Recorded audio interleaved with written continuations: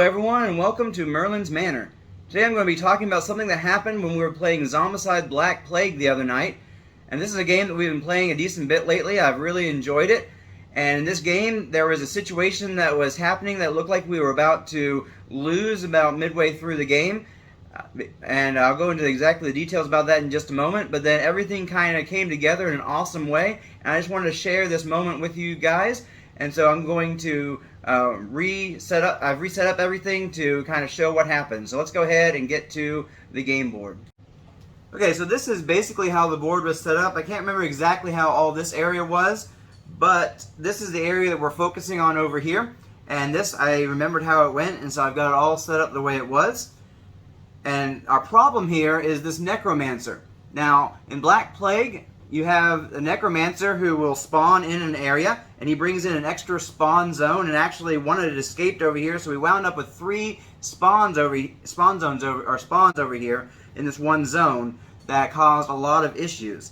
And so here's his spawn zone. He started here, and he goes towards the closest spawn zone to him, and so he's making his way all the way over here. And if he gets here, because one has already escaped and there are now 6 spawn zones in, the game is over if he manages to escape. And so this is a big issue because we've got all these zombies in the way over here. There wasn't enough time to get back around this way with anybody that could take care of him.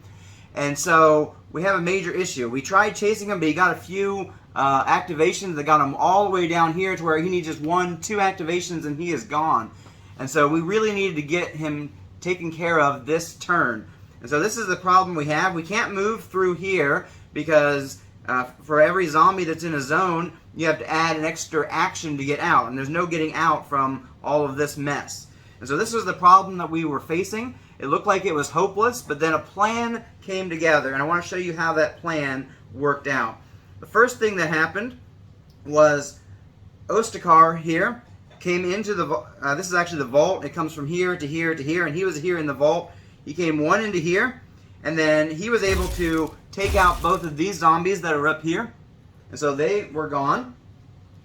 And then the next thing that happened, Mariel took her turn, didn't do anything significant to the issue at hand, did some searching and whatnot. I think she found something that we needed, and then either the torch or the bile, and passed it on. But we'll get to that in just a second. Here we had Lady Grimm then came in 1, 2, and then she has a special ability of shove. She shoved everybody that was in this section over into this section. So we have 11 zombies now in this section congregating. And that was the end of Lady Grimm's turn. And then Antha comes up, and she goes 1, 2. And so she lays down some bile on this group here. And then she throws down the torch with her last action. And the bile and the torch means that all these 11 people, they go bye-bye. And so she destroys that entire area right there. So that was the end of Antha's turn. Then Milo comes up, and Milo has speed. And so Milo is able to then make any character move 2 zones that's not in a zone that already has zombies in it. So Milo here used that on Cadence. So Cadence comes over here moves 2 actions. And then Milo just kind of came over here and fought this guy, which wasn't significant to the current thing at hand.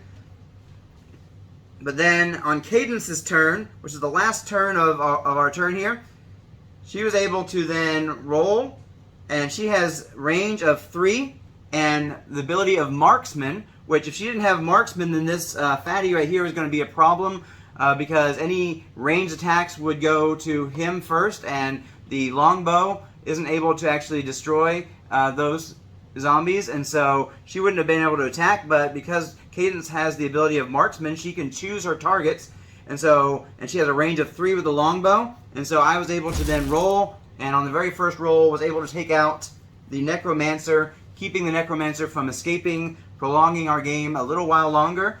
And we did wind up eventually losing this game, only because Cadence wound up getting trapped in an area and dying. In this particular scenario, all survivors had to escape. We did play it out, and everybody else was able to escape. But unfortunately, Cadence, who was the hero of this section, wound up not making it out. But it was a really cool part of the game, and so I just wanted to share that with you, of how that all happened, and how we were able to take what looked like a hopeless situation, like that Necromancer was going to escape no matter what we did, and we managed to stop the Necromancer just in the nick of time to continue on with the game. And so this is just one of the cool scenarios that just turns up sometimes when we're playing Zombicide Black Plague, how just things come together and you have this awesome set of moves that really turns out great. And so I want to share that with you. I may do a how-to later on how to actually play Zombicide Black Plague, I'm not sure, or a playthrough, or maybe a little bit of both. We will see. But I hope you've enjoyed this video. Hit that like button if you did, and subscribe to see more videos, and I'll catch you in the next one.